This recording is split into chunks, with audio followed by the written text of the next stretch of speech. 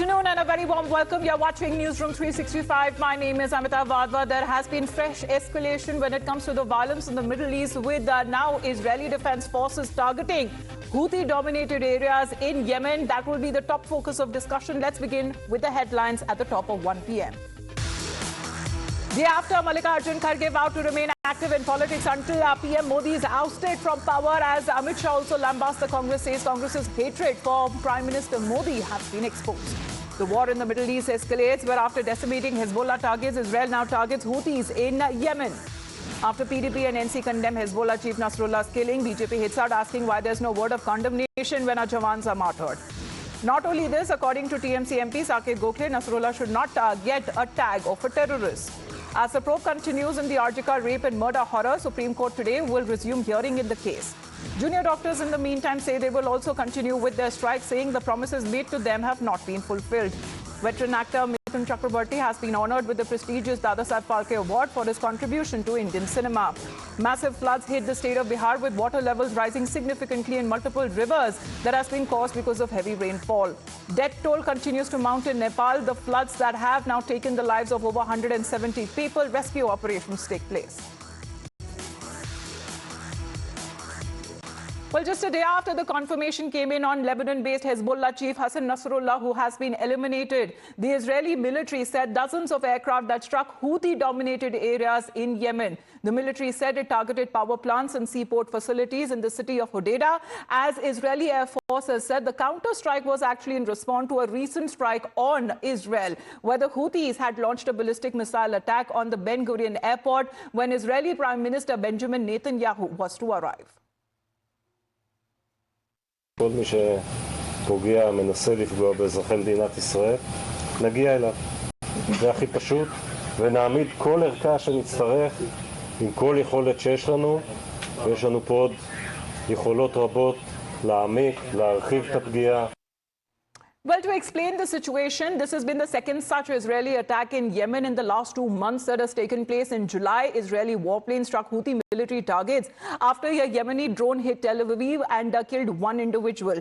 Now, Houthi media officers said that Israeli strike hit Hodeidah city and Ras Isa ports, along with 2 power plants in the city, which is a stronghold for Iranian-backed rebels. Now, even when it comes to the airstrikes that have happened in Yemen, Israeli defense forces have been saying that the message is clear for us. No place is too far. The Houthis, meanwhile, have claimed that they had already taken precautionary measures ahead of the strikes, emptying oil storages in the ports and also asserting that the strikes will not stop the rebels from attacking shipping routes and directly on Israel. Let's, in the meantime, talk about President Biden of the United States of America. He said that he will be soon speaking to Prime Minister Benjamin Netanyahu, believing that an all-out war in the Middle East is a possibility and that must be avoided at all costs. Can an all-out war in the Middle East be avoided? It has to be. We really have to avoid it. We've already taken precautions relative to our embassies and personnel who want to leave, but we're not there yet. But we're working like hell with the French and many others to do good work. Now, with the reaction coming in from the President of the United States, but an apparent Israeli airstrike that has also hit central Beirut. Now, this is in Lebanon that is now being reported for the first time in nearly almost a year of the conflict. Now, the strike near, when it comes to a busy intersection, which is said to be a major transportation hub, hit a multi-story residential building, as there have been reports and videos that have been coming in showcasing ambulances and a crowd that has gathered under the building where the strike appeared to have targeted one particular apartment. Israel, meanwhile, has frequently targeted Beirut's southern suburbs, where the Lebanese group Hezbollah, which is backed as far as the strong presence is concerned, but had not hit any locations near the city center. And this area where the strike took place is said to be a primary district, thorough when it comes to the lines with the residential areas. But we have seen the damage that the previous Israeli airstrike had caused on Lebanon. Let's quickly take this up. And Captain Alok Bansal, he's the director of India Foundation, who's joining us. Good afternoon to you. We also have Caroline Glick, senior contributing editor to JNS, also joining us. Yusuf Mori, who is a Yemeni journalist, also joining us. Thank you very much for taking out your time. Yusuf, I would like to understand the situation that has been prevailing in Yemen after these counter strikes which Israel has been taking place in Houthi-dominated areas. Well, the situation is very tense.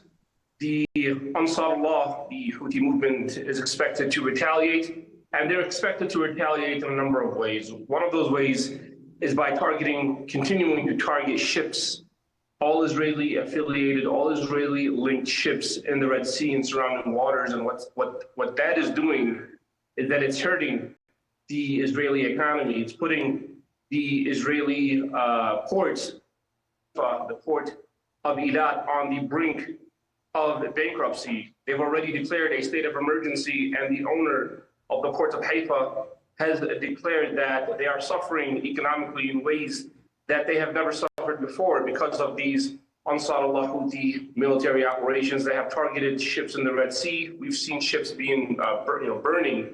We've seen ships sinking to the bottom of the ocean because the world and Israel were not expecting that Ansar Allah would have such strong, advanced, sophisticated military capability that's putting the entire region on the brink of an all-out war. Because as Ansar Allah Houthis have vowed, the Zaidi group, they're vowing to continue these retaliatory attacks. They're vowing to escalate their military attacks on Tel Aviv, on all Israeli military sites, not just in Israel, but also across the entire region. So the situation is very tense. Obviously, the Israeli airstrikes yesterday, they targeted civilian facilities. They targeted the port of Hodeidah and the port of Ras Isa, which are two of the most strategic Yemeni ports. In fact, over 85% of imports into the country, they come through the port of Hodeidah, which was targeted. We're talking about attempts by Israel to stop the basic flow of supplies, essential supplies, medical supplies, food supplies from entering the country. And what that can do is stir the country into another humanitarian catastrophe. If the port of Hodeidah is closed due to attacks or due to a Western Israeli blockade that's supported by Gulf countries, then we could have another situation. Well, time now is critical there, especially as we are looking at the situation that has been developing. Caroline, what's your take as far as, the idea of carrying out airstrikes on critical infrastructure on Houthis in Yemen? This development is also taking place at a time when they have been also attacking, when it comes to the Hezbollah, also in Lebanon. We are looking at another attack that has happened in central Beirut. Right. So these are terrorist regimes. The Houthis are a terrorist regime, as are the Hezbollah terrorist regime in Lebanon, which controls the Lebanese government. And the civilian infrastructure that the Yemenite journalist was referring to, they're all used not only to attack and cripple Israeli shipping going through the Red Sea, but also all international shipping in acts of international piracy that have been continuous for the past year, to the detriment not only of the Israeli economy, but of the Egyptian economy and really of the world economy. So you're talking about a regime comprised of terrorists and pirates that are waging war essentially under international law against all nations by illegally assaulting international shipping in the Bab el-Mandab. So I think that it's very important to put things into perspective here about what we're talking about when we're talking about the Houthis. And as for Lebanon, we made very clear, whether it's in Lebanon or in Yemen or in Iran or anywhere else in the Middle East, that Israel is done accepting a situation where terrorist armies and regimes controlled by Iran are able to attack the Jewish state at will with ballistic missiles and unmanned aerial vehicles and other projectiles, and just think that they can get away with murdering our citizens. That's over. And Israel is moving on to wipe out their capacity to rain terror from the skies on Israeli civilians at will. It's done. Well, Captain Bansal, a week later, it will almost be a year ever since when we are looking at such kind of aggression that was launched. And it seems that Israel has gone all out. Do we call it a three-frontal attack on part of Israel against Hamas, against Hezbollah, and now against the Houthis? See, there is no doubt that after the terrorist attack of October 2023, Israel has gone on retaliation. And in fact, they have achieved phenomenal success. Unfortunately, they have still not been able to attain what their objective was in Gaza. And now they have started moving into Lebanon and Yemen. They have achieved phenomenal success as far as Hezbollah is concerned in Lebanon, and it would have a lasting impact because Lebanon, Hezbollah was one of the actors, and other contesting parties were overwhelmed by the military superiority of Hezbollah. Now, if Hezbollah is weakened militarily, the Lebanese government would start enforcing its writ over all the territory, which had not been happening for now quite some time.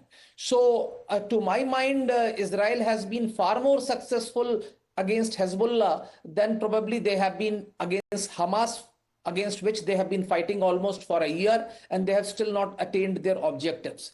Sometimes one does feel that as far as objectives in Gaza are concerned, there seems to be a political objective as well, where the Prime Minister of Israel doesn't want a quick resolution of the conflict, as resolution would probably raise certain questions about him because his popularity has been on the wane. There are questions about how that attack came about, also about his financial probity, which is under question mark. Similarly, in Yemen, the attack on Houthis, while it may not decimate Houthis the way it has decimated Hezbollah, would weaken them, and that could enable the other group, that is the Saudi-backed the forces of the regime, which is actually operating from Aden, to make advances against the Houthis. Because in any case, if aerial attacks have been carried out on Houthis, it would have overflown Saudi airspace. Or I think so. And that could not have been Well, it is still far as IDF is concerned, Caroline, because they have come out to say that no place is too far for them when it comes to counterattacks that has been taking place. I agree. I just want to make one comment on what Captain Alok said about Gaza and the Prime Minister. So first of all, we've been running successive polls of Israeli positions on politics and a number of other things. And the latest poll that came out showed that the Likud-led government by Prime Minister Netanyahu has actually regained almost all of its public support that it's had. Netanyahu is leading in the polls against his other contenders for prime minister by over 30 points. So he himself has restored the same popularity that he had on the eve of the war and even increased it. So I think it's important to point out that his political future right now is not even in question. There's no question that he will survive and complete this term of office without any major hassles.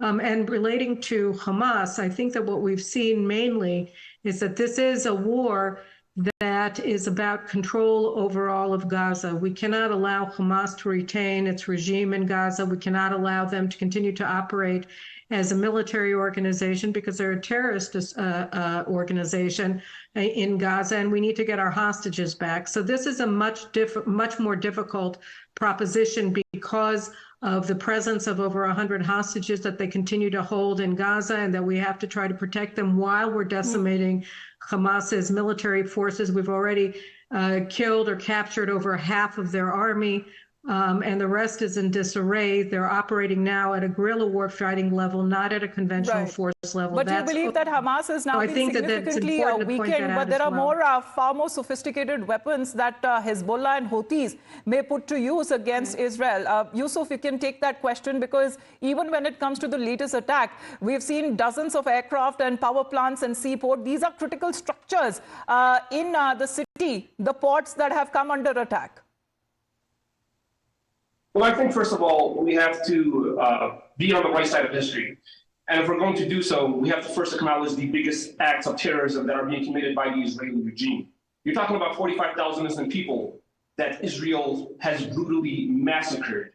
They're continuing to massacre innocent people on a daily basis. So I find it very ironic that your guest, Caroline, would suggest and say that the Ansar Allah Houthis are a terrorist organization. How many Houthis have Ansar Allah, how many have Ansar Allah killed? How many innocents have Ansar Allah here from Yemen in their attacks against Israel? How many Israeli innocents have they killed? Zero. But when you look at the numbers on the other side, and you look at the military aggression that's being perpetrated, we're talking about genocide, a historic genocide that's being committed unlike anything we have ever seen before. So I find it very, very disturbing that your guests will talk about preserving the lives of innocent people while ignoring 45,000 innocents killed and massacred in Palestine. And we're talking about more genocide being committed now in Lebanon. So it doesn't make any sense. What's very clear and what's very obvious to the rest of the world is that the Israeli regime needs to stop dead in its tracks because they are committing genocide. And if the international community is not willing to step in to stop Israel from committing this genocide, this is why Yemen is taking these decisive military actions. And this is according to what the Ansarullah Houthis are saying in their public statements. Well, Yusuf, if just it was a war of words, then it would have been a better situation there to deal with the crisis. But it seems that it has only been escalating with the IDF attacking power plants and a port, which are used to import oil, according to the IDF saying that they have been targeted infrastructure and ports, where the Houthis have been using them for their benefit to target Israel. And latest, that attack has also been reported in central Beirut as well. Thank you very much to all of you for joining us with your perspective and taking out your time here on Times Now. Thank you very much to all of you. As far as the current situation is concerned, it has been escalating, Rishabh. The United States president himself saying that he will have a word with Prime Minister Netanyahu. Of course, we have seen Israel being backed strongly by United States. But this, he says, as far as the escalation of a possibility of a war in the Middle East must be avoided at all costs.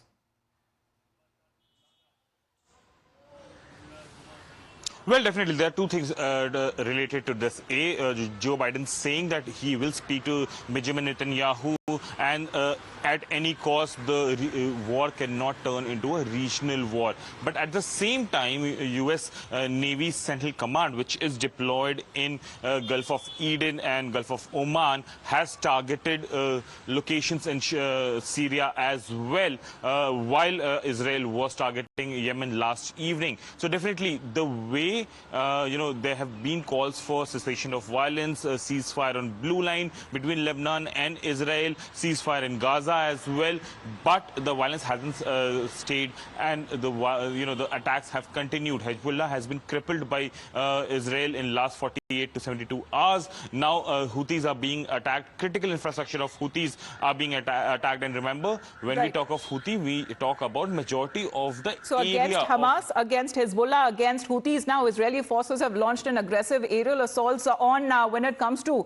the regional backed militias in the region. And this is how the situation has been escalating in the last few days.